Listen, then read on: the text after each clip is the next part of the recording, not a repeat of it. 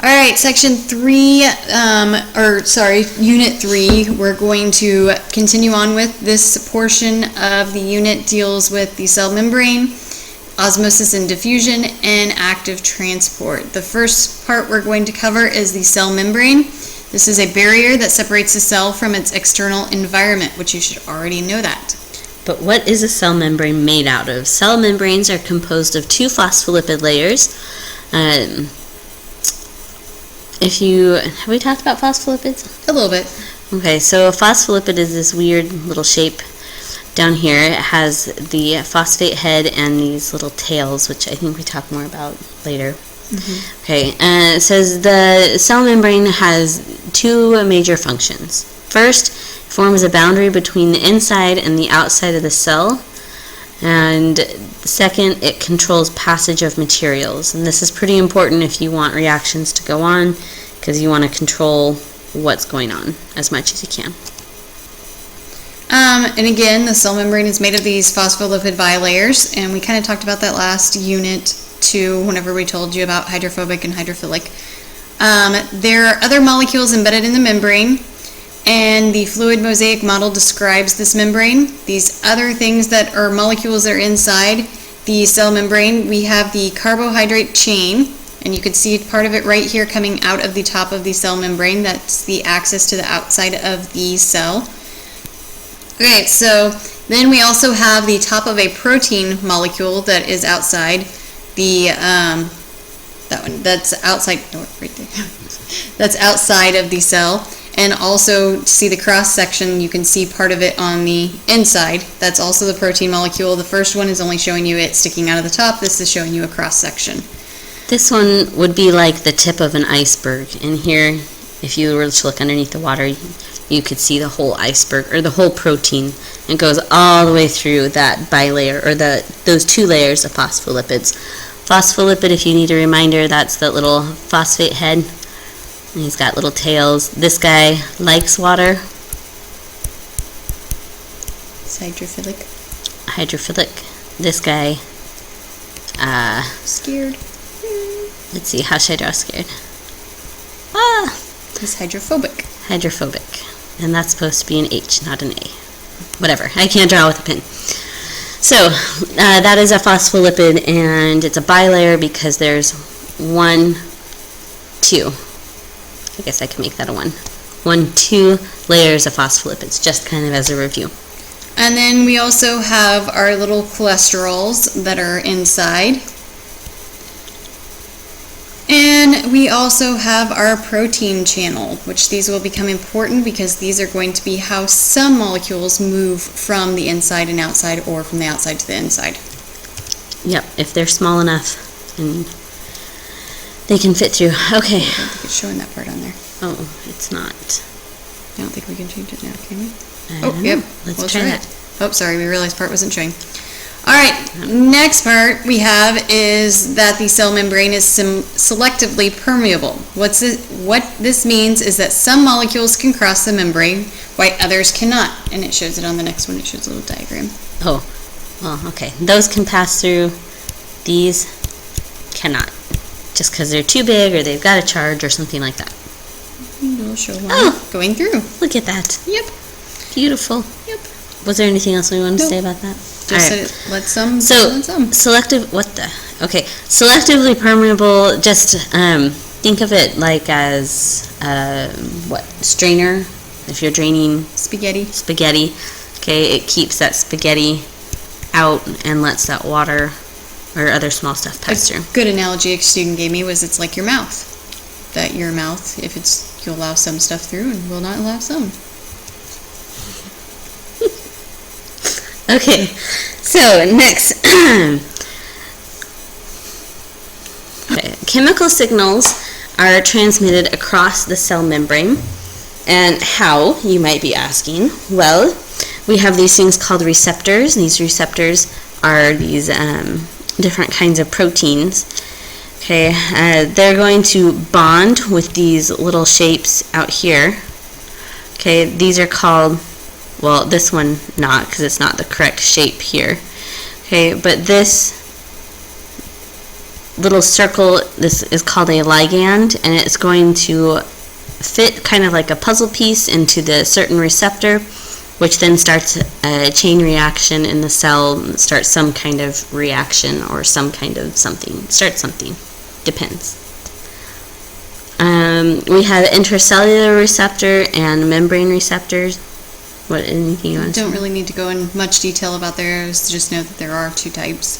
Okay. All right, key concept. Diffusion and osmosis. Yeah, this is talking about diffusion and osmosis. So now we're going to talk about how materials move across the membranes because of concentration differences. Okay, wait, just real quick. If you take a look at this membrane here, and you count how many circles you have on the outside versus on the inside you've got 1, 2, 3 little circles. On the outside you got 1, 2, 3, 4. I'm not going to count all of them, but you know that you have more than 3 of these circles. So the concentration of the circles outside the cell is higher than it is inside the cell. The whole key behind diffusion and osmosis is that we're always going to go from high to low concentrations. Okay, with passive transport, this is not going to require energy input from the cell, so no energy. The molecules can move across the cell membrane through passive transport. There's going to be 2 types of passive transport, and we've already talked a little bit. They are diffusion, and we have osmosis. And now we'll go into detail of what each is. Alright, so diffusion, this is molecules moving down the concentration gradient, so that was like what I was just talking about before, things going from a high concentration to a low concentration. It doesn't require any energy, which is why it's passive. They're trying to reach an equilibrium, so there's not a high and there's a low, that they're equal concentrations, and I already said it doesn't require energy. Just want to make sure that they know it doesn't require energy. And an example of this would be, we see this often in the hallways. Someone sprays Axe or perfume or cologne, and eventually it ends up spreading all the way down through the hallway because of diffusion. Alright, then osmosis. Osmosis is simply the diffusion of water molecules. Okay, so when we're talking osmosis, we're talking water. Okay, diffusion of water through a selectively permeable membrane. There's that big word again. That's basically like a colander, or your student's example of mouth allowing certain things in. Selectively permeable, nice. I would have read it. Allows some things in, but not others. Requires no energy, because once again you're going from a high concentration to a low concentration of water for osmosis. And there are 3 types of solution. There's isotonic, hypotonic, and I said that. Isotonic, hypotonic, and hypertonic. And these solutions would be the solutions that the water will be in that determine how it will move. Alright, so there's 3 types of solutions. Isotonic. Okay, this is... Oh, I'm just going to say, this is the portion, this will be the portion that they'll write next to this picture in their notes. Okay. Isotonic. Wait a second, I have to read that before you go on, because it goes on to the next one. Okay. So a solution is isotonic to a cell if it has the same concentration of solutes as the cell.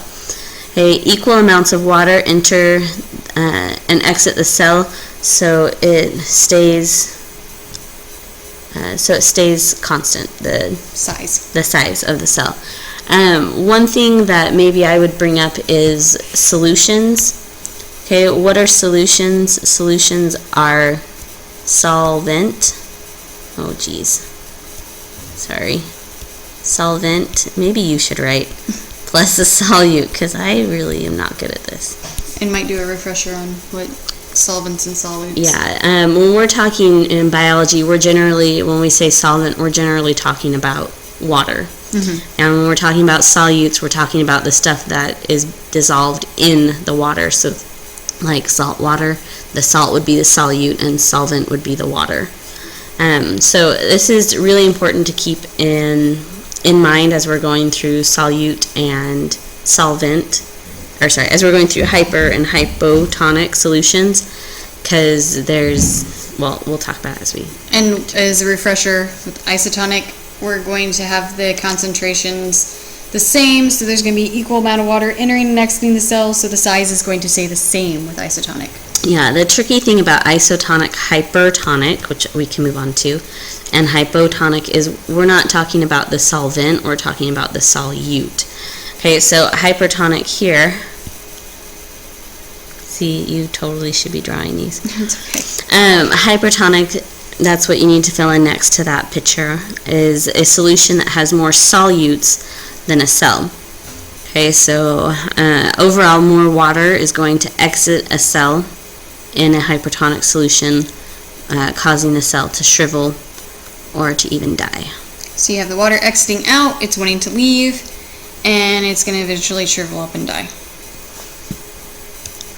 Okay, and then hypotonic, you want to draw the box on this one so that it's not deformed. That would probably be horrible now. Put me on the spot here. Oh, yep, see? I'd like to say I bumped your shoulder, but I guess I didn't. It means a hypertonic solution has fewer solutes than a cell. Overall, more water enters a cell in hypotonic solution, causing the cell to expand or even burst. So you're going to have lots of water wanting to rush in because your concentration of the solute on the outside is going to be fewer, and so it's going to be rushing in. Yeah, because your concentration of the solute is lower in the solution, in this hypotonic solution. Because the concentration of the solute is lower, that means you're going to have more water concentration. The concentration of water is going to be higher outside the cell than inside the cell, which is why that water flows into the cell. So, yeah. Some molecules cannot easily diffuse across the cell membrane. This is going to be when facilitated diffusion is diffusion through transport of proteins. So that means those little proteins that we showed you in the first picture, they are going to aid in diffusing the molecules. Yeah, and the facilitated diffusion is kind of like a bridge or an open door, a door that never shuts. Anything that's small enough can get through there. And it's facilitated. If you don't know what that word means, it means to kind of aid or to make something easier. So this is going to allow some molecules that have a charge or can't fit through the membrane to pass through. Okay, well, in this note set here, you will cover the next section that talks about active transport, endocytosis, and exocytosis in the next video. Yeah, and just to review, we talked about the cell membrane. You need to know that it has 2 layers, the phospholipid bilayer. And know what those bilayers are composed of. You need to know that there are the proteins and the carbohydrates and cholesterol all in the membrane and where those are. Study that diagram. You also need to know active versus passive. Well, we haven't really gotten to active, Not but yet. That passive does not require energy, and we talked about 2 different types of passive, which is diffusion and osmosis. And diffusion is going to be with, basically, if you're having anything move, osmosis is going to be water. Yeah. Anything else? I think that's it. All right. Bye.